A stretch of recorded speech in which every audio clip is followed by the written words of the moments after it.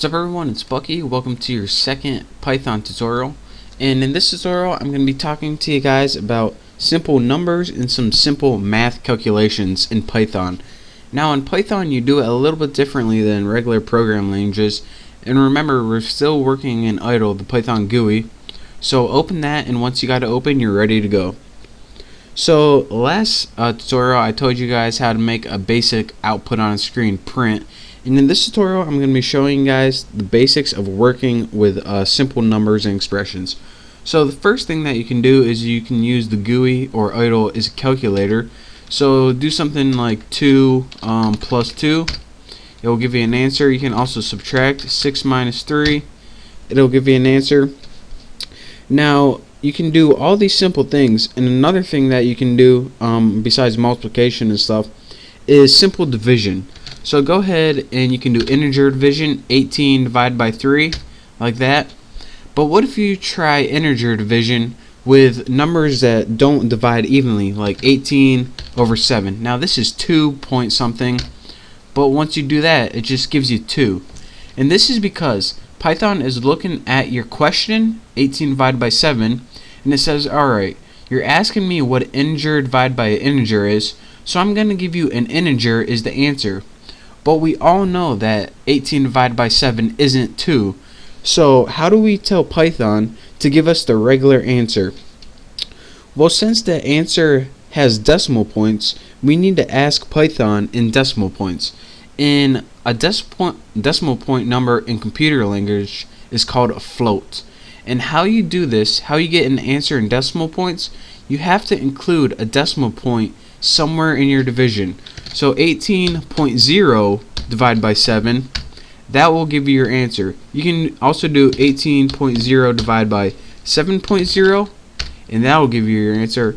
Or even 18 divided by 7 and just put a point, and that tells Python that you want a decimal point as your answer, and that'll give you your float answer too.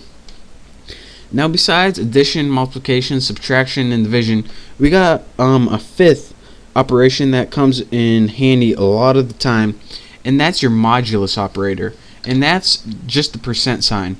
Now when you're dividing, you have this number right here and you have a decimal point, but if you want an integer, the modulus is pretty much the remainder that you learned in high school or elementary school, whenever the heck you learned it. So 9 divided by 4 is 2 with a remainder of 1. So once you do 9 modulus 4, it's going to give you the remainder, which is 1. So the modulus, whenever you do that, it's just the remainder.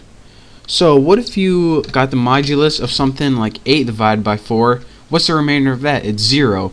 So whenever you press enter, voila, it gives you 0. Who would have thought? So you can even do one extra thing I just want to tell you about. You can even get a modulus of a float, like there, that'll give you a remainder. 8.75. What's the remainder when you divide it by 0.5? You have 0.25 left over. So that's how you use the modulus, and again, the modulus is just the remainder of whatever is left when it divides it by the denominator. So the last expression I want to talk to you guys about is how to do exponents in Python. And how you do this, whenever you want to do something like 6 times 7, just put 6 star 7, it'll give you the answer. But whenever you want to do exponents, and remember, like something like 8 exponent 3 is 8 times 8 times 8, 8 3 times. Or 5 exponent 4 is 5 times 5 times 5 times 5. So how do you do this in Python? You can either do this, 6 times 6 times 6, and you can do that as many times as you like, but there's a lot easier way. Say you want 8 to the third power. All you have to do is type 8, 2 stars, and then type whatever you want the exponent to be. 8 to the third, bam, wham bam, thank you ma'am. And you can do this with any exponent you want. So instead of typing 5 times 5 times 5 times 5, I said that wrong, but oh well, just type star star 5 times 12, bam, that'll give you your answer. And you can also do this when your number is negative as well. So -5 exponent 4. Bam, there you go. So in this tutorial we covered basic math functions, and I also tell you guys how to do modulus and exponent. And those are the basic math functions, but we're going to be using them a lot in the future. So that's it for this tutorial. Thank you guys for watching. Hopefully you guys now have a better understanding of how to do simple math functions in Python. So again, thank you guys for watching. Make sure to check out the next tutorial, and I will see you next time.